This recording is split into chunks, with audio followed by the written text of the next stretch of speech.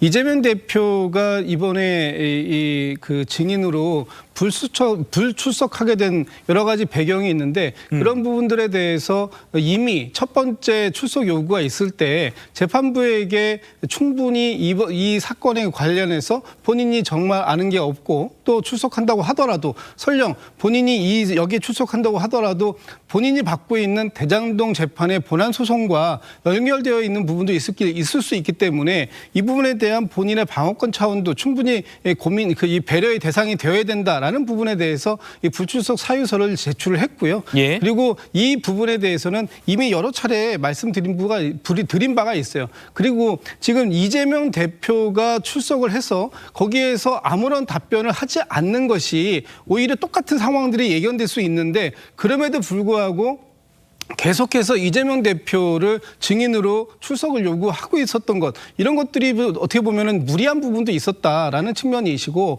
그리고 여기에서 지금 이재명 대표가 이 사건하고 직접적인 관계가 있는 것이 아니라 이재명 대표는 단순한 증인일 뿐입니다. 단순한 증인이 이 사건에 나와 있지 않다고 해가지고 이 재판 자체가 완전히 정지되는 그런 상황들은 아닌 거 아니겠습니까? 오늘 재판부가 이 판단을 내린 것도 지금 더 이상 재판을 지연시킬 수가 없기 때문에 이 재판에 대해서는 이대로 진행을 시키겠다라는 의지를 밝힌 것인데 이것이 왜 이 공당이 나서서 이 사법부를 비판을 넘어서서 공격의 대상으로 삼는 그런 빌미가 되는지 좀 이해하기 어렵다 이런 말씀 좀 드리고 싶습니다. 이재명 증인에 대해서 초반에는 대단히 강경하게 입장을 밝혔어요. 그렇습니다. 그러면서 안 나오면 뭐 조치를 취하겠다. 그리고 판결을 하는데 이 증언이 꼭 필요하다. 뭐 이렇게 얘기를 했고요. 그러면서 안 나올 경우에 대비해서 재판 일정을 6번이나 공지를 했어요.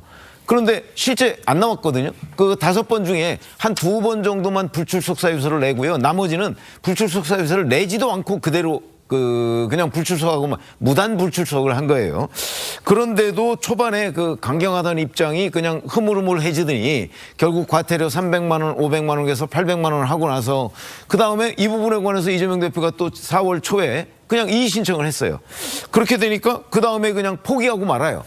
이렇게 되면 뭐 법률적으로 소송법상에 뭐 이런 조치가 불가피했다 뭐 이렇게 얘기를 하는 사람들도 있지만 그냥 법률을 좀 모르는 사람의 입장에서 보면 그냥 법원이 이재명 대표 앞에 무릎 꿇은 거 아니냐. 그리고 이재명 대표는 이미 법원이 아무리 나한테 소환을 많이 해도 내가 어떠한 대책을 통해서 이거를 그냥 무력화시킬 수 있겠다 하는 계산을 처음부터 하고 있었던 것이 아니냐. 그러면 객관적으로 이 사건을 들여다보는 사람들은 결국 법원이 이재명 대표는 어쩔 도리가 없다. 그러니까 우리가 손들었다. 이렇게 이해할 수밖에 없는 것 아닌가. 그러니까 이재명 대표 앞에서는 법원이 무력하다. 그리고 이 5번의 재판이요. 다 그냥 몇 분 만에 대충 끝났어요. 그러면 법원이 초반에 그 강경하던 입장 뭐 이런 것들을 관찰하기 위해서 다른 방안을 쓸 수는 없었는가. 그리고 거기에 그 5번의 재판에 그 대장동 민간업자를 비롯해서 많은 사람들이 헛걸음을 했어요. 이 헛걸음한 사람들에 대한 보상은 뭘로 할 것인가. 이런 부분에 관해서 법원이 좀 고민을 더 했어야 하는 것 아닌가 하는 아쉬움이 있고요.